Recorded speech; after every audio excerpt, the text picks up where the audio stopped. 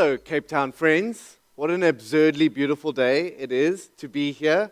I walked into the aquarium this morning and thought perhaps I should have stayed outside and been on the beach. It is an incredibly beautiful day and a real privilege to be here. I want to open with a line that you...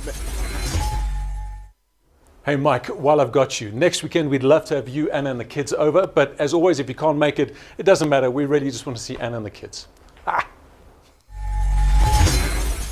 Wow. Imagine getting dissed by a hologram. Mike forgets, though, that I'm in Cape Town now and I know where he lives, so there's that.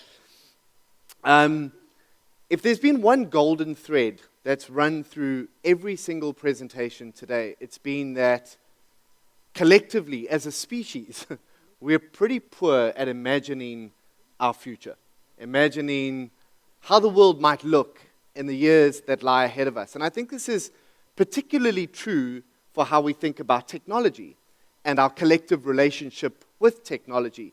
This notion of digital that we've come to refer to, the broad context of digital. If you need further proof that I'm right about this, think back to your favorite sci-fi films from like the 80s and 90s, right? Terminator 2, right? Back to the Future.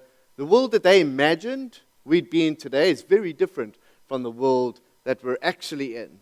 However, as bad as Hollywood often is at predicting the future, it can be really good at predicting the past. I spent much of the last weekend catching up on episodes of the Peaky Blinders. Anybody a fan of Peaky Blinders in the room?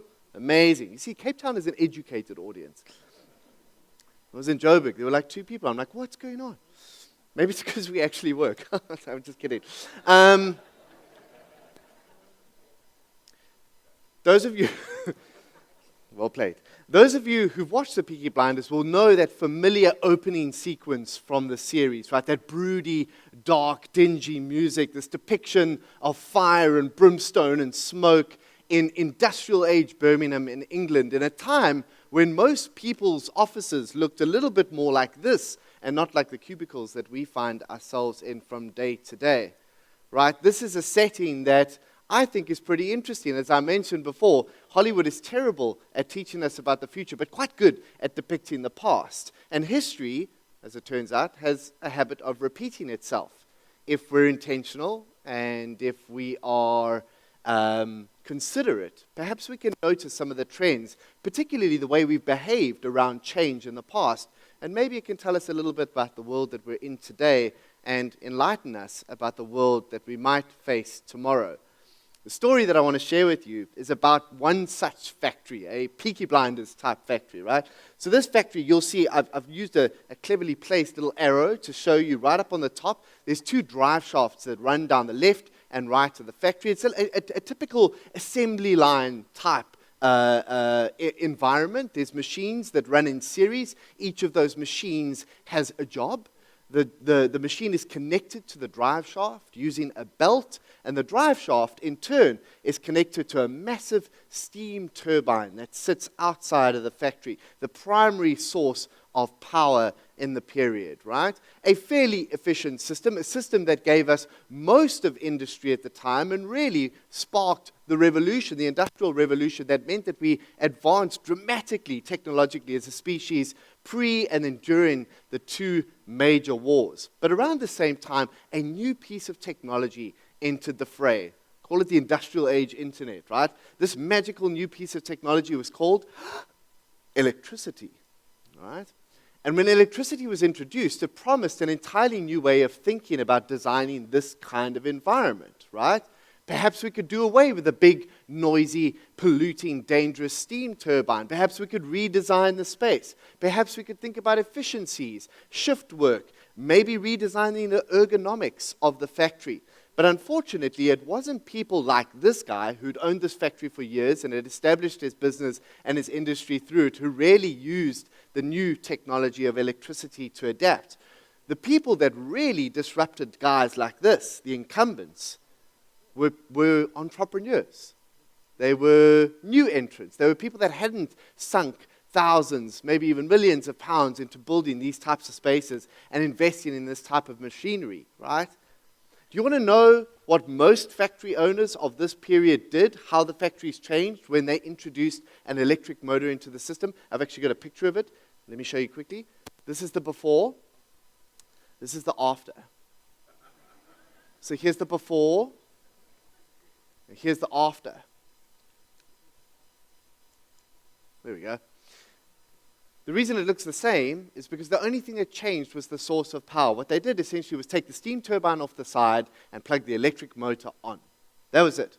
They didn't use the new technology to redesign the way that the service was delivered, or rethink the space, or to empower staff, or deliver a new type of service. They essentially said, we'll just augment the thing that we've already got with a nifty new thing that's been introduced to us. And so often when I engage with clients in trying to resolve and trying to understand, trying to navigate the challenges and opportunities of this new digital era, this is the type of behavior that I see prevalent more than anything else. If we just buy the right piece of software, if we just get the right equipment, if we plug the right technological layers onto our business, it will solve our problems for us, right? But often, putting technological layers on top of business processes that are inefficient or even dysfunctional doesn't really fix them at all. What it does is it amplifies the brokenness and dysfunction. Technology is an accelerant and an amplifier rather than a magical fix-all panacea. So we're talking about technology as an innovation and something nice to have and something that we can use to dramatically improve the way that we design and deliver our offering to clients. But over the last 2 years, the luxury of thinking about technology is, I put the white slides in there because it wakes you up immediately. You're like, over the last 2 years, some of the luxury, as we've said before in other presentations, of adapting was taken away from us. It became a prerequisite rather than a nice to have. And what was really interesting for those of us whose jobs it is to think about the way that organizations deal with change was to understand why some organizations adapted so well in the face of unprecedented new challenges, and some organizations really struggled. One of my favorite stories, personal experiences during this time, was that of my friends at Macro. Right at the beginning, hearing that we'd be going into a hard lockdown, I did what many of you did and logged on to Macro's website to buy a whole bunch of what I deemed to be a very important personal transformation mechanisms, some exercise equipment for home, right? I decided that I was going to get fit during hard lockdown. I bought kettlebells, I bought an exercise bench, I bought a skipping rope, I bought the elastic bands. They're still there. I've used none of them, right? But I was determined that I was going to use this downtime as constructively as humanly possible. And I was excited to see that Macro had launched what they called their click and collect service. And for somebody who's feeling particularly COVID cautious at the time and didn't really want to be exposed to people unnecessarily, I thought that this was a great innovation. What I could do was go to the Macro website, add a whole bunch of cool stuff to my cart, and check out, and then go there to Macro, to my local Woodmead branch, drive straight through the parking lot to the click and collect center, scan a barcode, retrieve my goods, drive home without being anywhere near all of the weird infected people inside. Bonus, right? So I arrive at Macro, process my order online, arrive at Macro, I get my little PDF with my barcode, I drive through the parking lot, I get around to the back where the wholesale trade entrance is, and there's a window that has been dedicated specifically to click and collect. It's got a sign on the top, that's how I know. It's been printed out on somebody's dot matrix printer, click and collect. And there's like a little console, and then there's a monitor, which I assume would be the place where I'd scan my barcode. But there's nobody there, the monitor's off and the door's shut. Confused, because this is neither clicking or collecting, right? I asked somebody if they knew what was going on, and they said, well, actually, the service is down at the moment. Click and collect is closed, so you're going to need to go through the wholesale trade entrance and find the click and collect room and speak to a person. They'll scan your barcode, and you can get your order. I'm like, that's literally the reason that I ordered this. I didn't want to do that. That's precisely the reason why I went through this process. But eventually found myself in Macro's newly appointed click and collect room. And it became quite apparent really quickly that this was a visceral example of a business that had gotten very good at doing something the way they had done it for a very long time, and then was suddenly presented with very different circumstances, had attempted to put a technological layer on to deliver a service or deliver an improved experience to a customer, but it suddenly had all of the dysfunction, all of the inefficiency of their system exposed. while I sat there in the line, 6 people walked in, threw a tantrum, canceled their orders. People were rushing around. It took an hour and a half to get the stuff that I obviously cared deeply about receiving because I've used it so much since.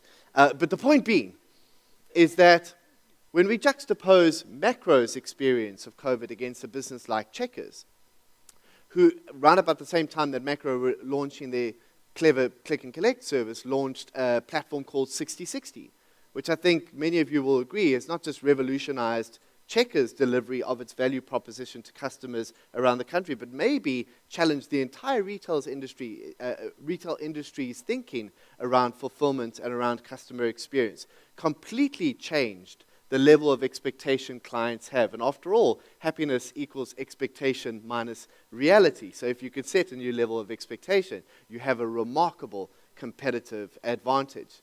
And I would love to tell you that Checkers, at the moment that hard lockdown was announced, assembled a room of high-powered coders and strategists and designers and developed this app in 48 hours and launched it and it worked. That isn't really the truth.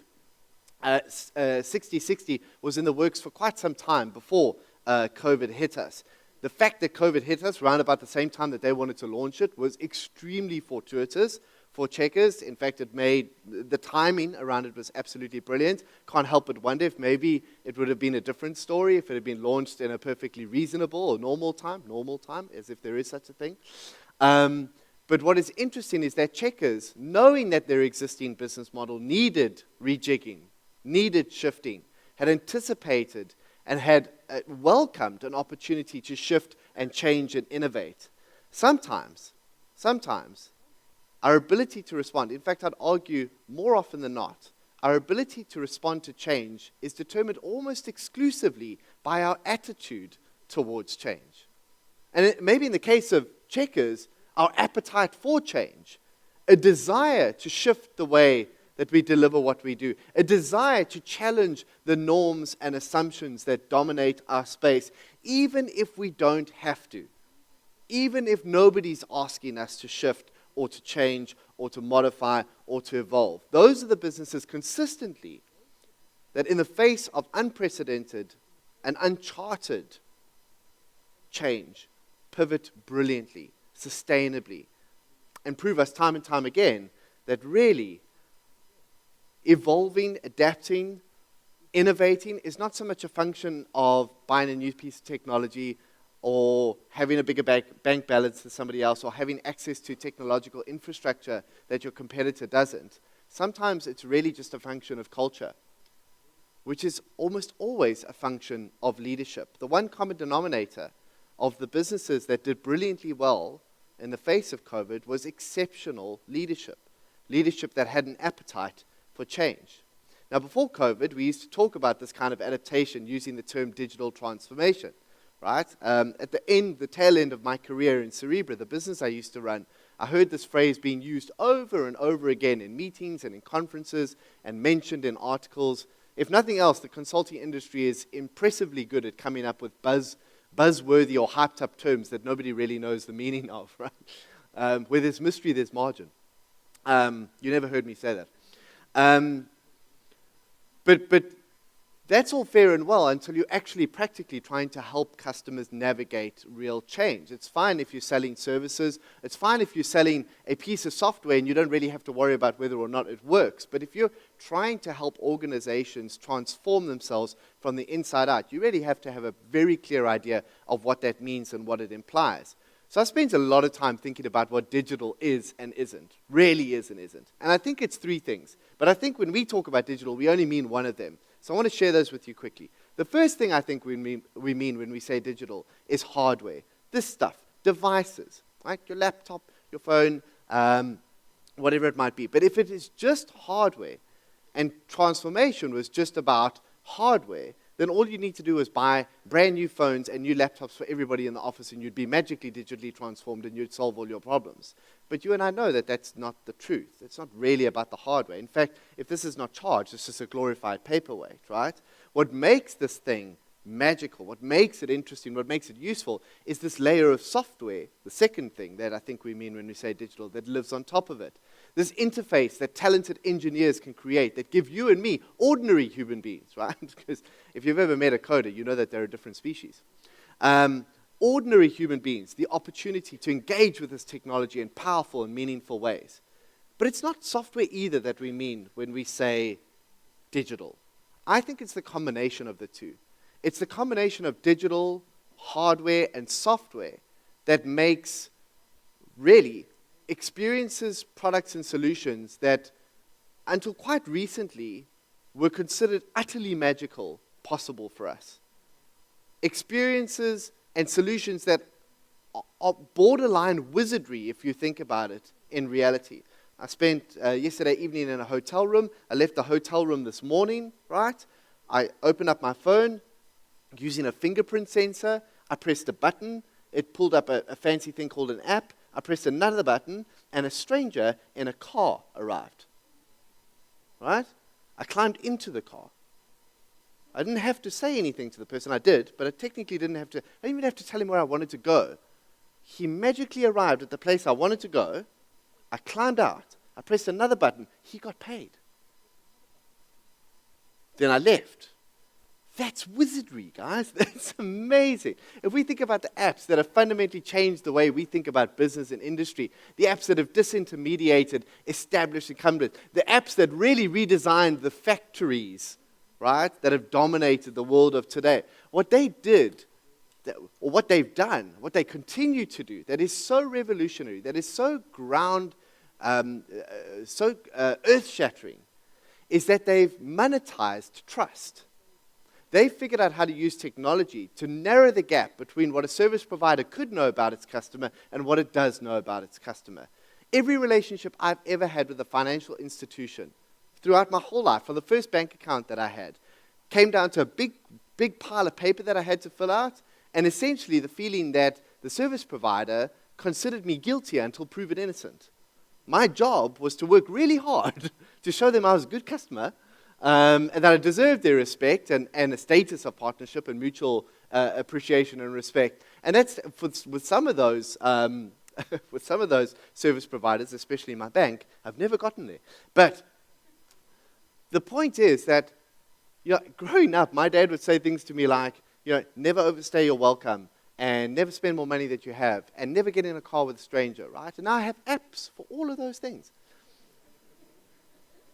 What these platforms have done is fundamentally change the way we think about that customer and service provider relationship, simply because of the clever use of data and insights on top of it. They've monetized trust, accelerated trust in a way that we never thought possible before, right? And I don't think we talk about, it's not the code, it's not the technology that underpins Uber that makes it special. It's not the technology that sits under Facebook that makes it special. Code is a commodity. Community is priceless, though. And that's good news for us. We're in the business of community. We're in the business of networking. We're in the business of people. That's why I get to, and thankfully, because I sit in a lot of audiences where I hear things being said on stage that I go, that's probably not going to age well.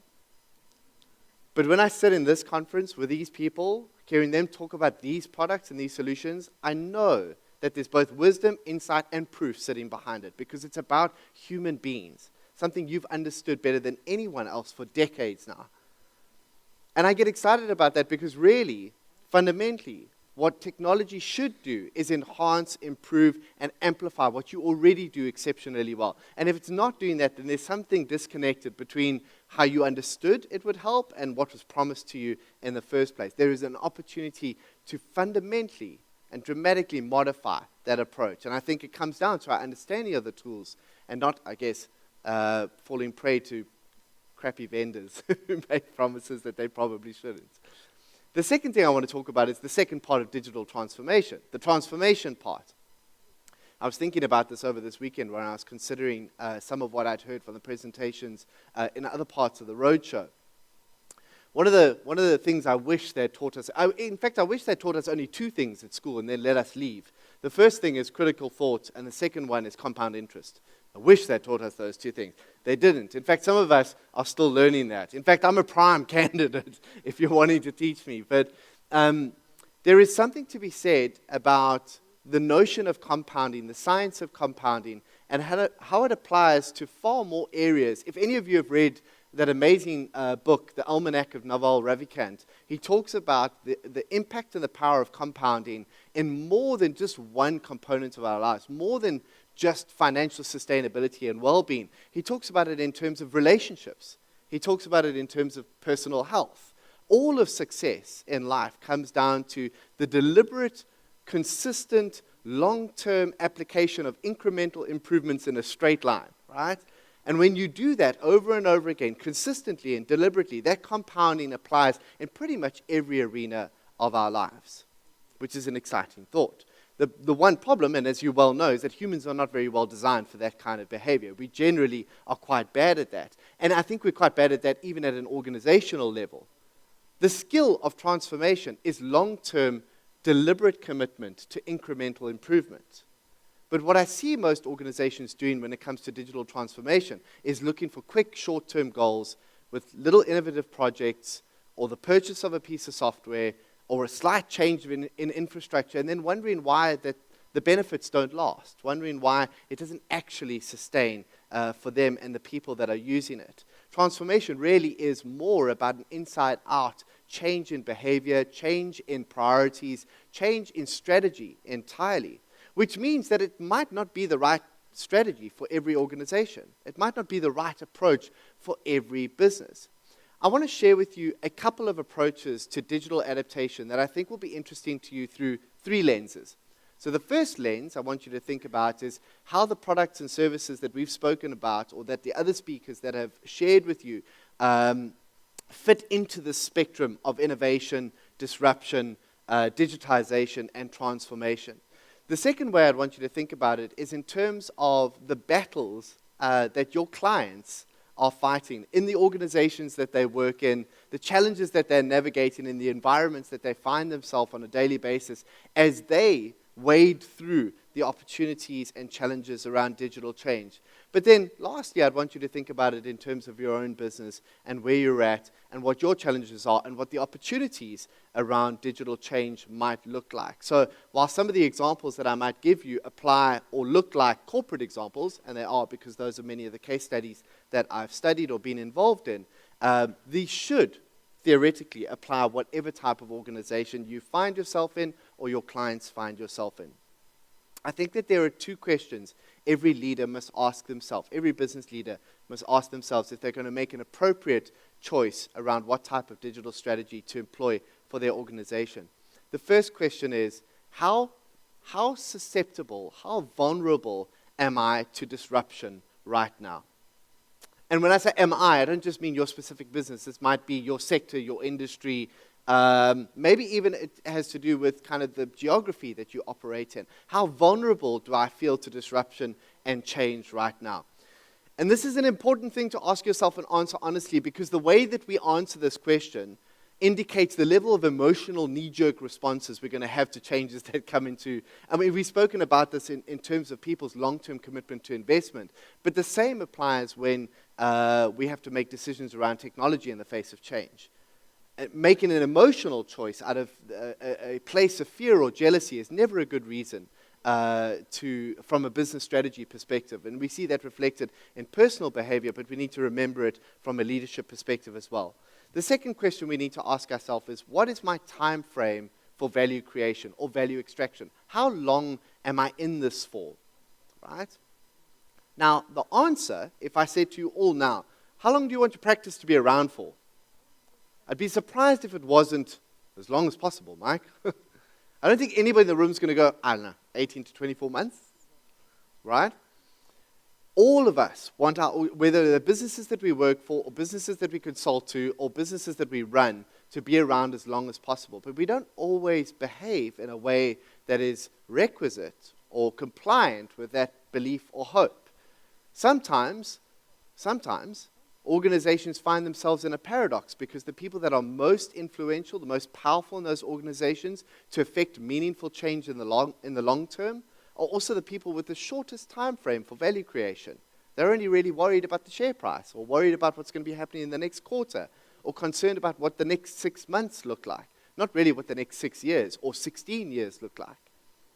This is the challenge of modern leadership. How do we think about being relevant and competitive in 10 to 15 years' time, but also manage the changes and challenges that are in front of us today? Digital transformation, I believe, sits on the bottom right-hand side of this quadrant. Digital transformation says that if you feel that you have a relatively low level of interference or disruption inherent in your business model right now, but a relatively long time frame for value creation, this is the approach. It's an inside-out, deliberate, incremental adaptation to changes around you, right? Hopefully, something that you commit to doing forever. Transformation, I don't think, is a project. Again, it's a mindset. Second of all, digitization. This is the example that I alluded to earlier on when talking about the factories.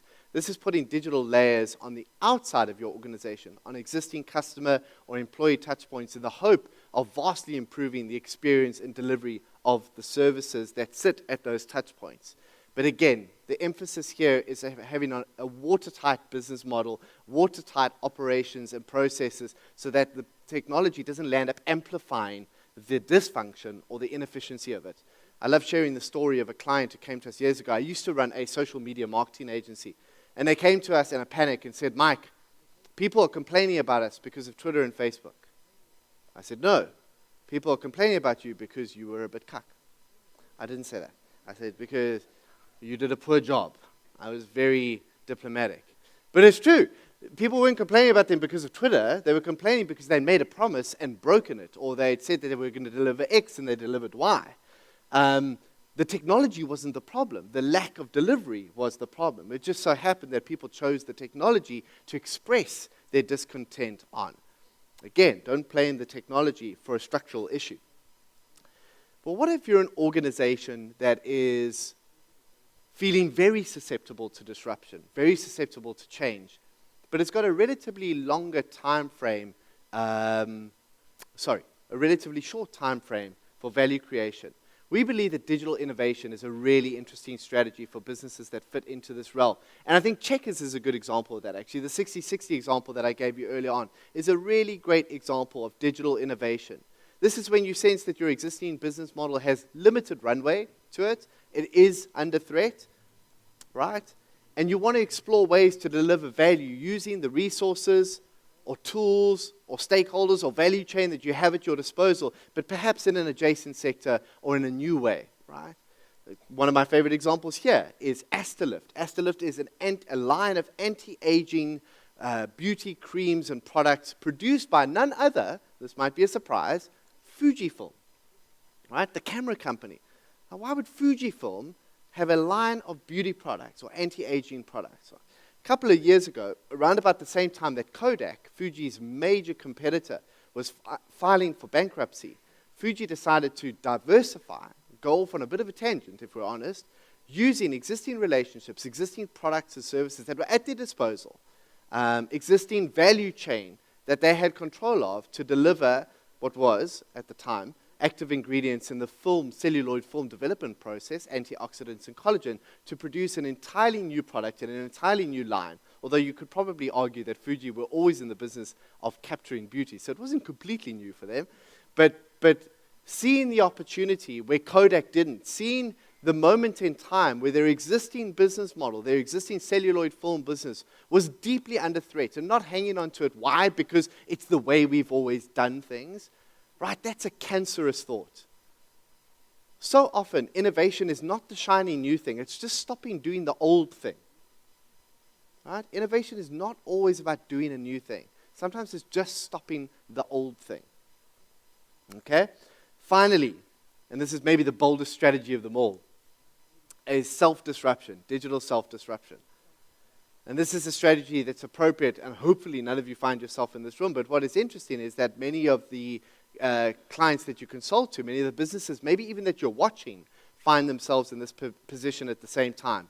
The underlying question, the thought experiment that underpins digital self-disruption is, what would your company look like if you built it today, right? I say this to a lot of my clients. I say, imagine that somewhere out there in the world, there's a room of highly talented, highly capable young developers and designers. They're well-funded, they're motivated, and they are unencumbered by bureaucracy and red tape. And they are designing the very product that is going to ultimately put you out of business. All right? Somewhere, there is a room that looks just like that is trying to achieve that very thing. Your competitors are not who you think they are. It's that room. That's who you're competing. That's who you're racing against. Now, wouldn't you want to own that room? Wouldn't you want to have some control over that? Wouldn't you want that to be your most talented staff, a battalion of your most capable and high initiative individuals, well-funded, developing the business that will ultimately put you out of business? Self-disruption is the idea that you could build the competitor that will ultimately cannibalize your revenue stream, and that you probably have the expertise to do so. There's a mantra in the digital industry around fire your CEO. Fire your CEO and rehire them to build the business that will put you out of business. Right? One of my favorite examples of this is actually a local example. Many of you will know this example. Showmax is a brand that will be familiar to many of you. Showmax was launched by DSTV. We didn't know that at the time. It was a little bit clandestine, right? But it was launched by DSTV to deliberately cannibalize its own premium subscriptions in the hope that they could do so before who got there? Netflix, yeah. Seeing the oncoming tide of disruption that Netflix was no doubt going to bring, knowing the level of threat that there was to their existing business model, knowing that they could no longer bank on the extraordinary monopoly they've had for very, very long. MultiChoice, DSTV, and Naspers decided to take a very well-funded, very talented, I know because my wife was in the group of people off-site into their own office space to develop Showmax as a deliberate attempt, like a firebrand, right? Controlled burning, right? Let's make sure that we gain some of this market before our competitor can. Now, it's both a really great example of how to do that, and to do that boldly, and to do that in the face of what must have been a few very difficult conversations, but also it's a good example of what happens if you don't give it enough time to succeed. I think that Naspers probably banked on data costs falling pretty dramatically. We're hoping that Showmax would gain a lot more ground than they initially thought it would. But when it didn't show those early signs of dramatic growth and overwhelming success, they decided to pull it back into the MultiChoice stable, bolt it on to the DSTV premium subscription, and in so doing, maybe diminish the validity and the value of both of those brands as independent players. Self-disruption is an incredibly profound, incredibly bold strategy, but certainly one that I think we're going to see more and more organizations adopting as they realize they have to before the competitor gets there first. So a couple of points in summary, and thank you again for your attention on this beautiful day in Cape Town. Adaptability is a function of leadership and culture, not how much money you have in your bank account, not how big you are as a business, not what technological infrastructure you are. It's about your attitude towards and maybe even your appetite for change. Second of all, digital creates opportunities that didn't exist before. It's a magic connect the dotter, right? This is something that Steve Jobs said. Reimagining ways that services and products can be delivered almost borderline in a magical way is really the superpower of technology. And if we can think of it from that perspective, we can start to see how it could dramatically redesign the way that we think about value and service delivery. There's extraordinary power in scale, obviously, off the back of technology, and in partnerships. This is a point that I land every time we do this presentation, specifically because of what's been spoken about today, and especially in South Africa. There is more than enough opportunity for us to seek partnership and collaboration over and above the age-old, industrial age principles of competition. And then lastly, there's no excuse for not knowing. You don't have to be on Twitter, tweeting every day, to be appreciating that Twitter is probably changing the way that we think about journalism and media and news and society and the political spectrum. You don't have to be trading NFTs, as Jeanette was talking about earlier on, to appreciate that decentralized finance is maybe a challenge to the traditional centralized financial system. You don't have to be in the technology to appreciate that the technology might change the way that you work, might change the way your business works, might change the way your customers are thinking, might even change the way your family works, right? But there is absolutely no excuse for not knowing. So go out there, discover, read, invent, learn, and I look forward to seeing what you'll create when you do. Thank you for your time.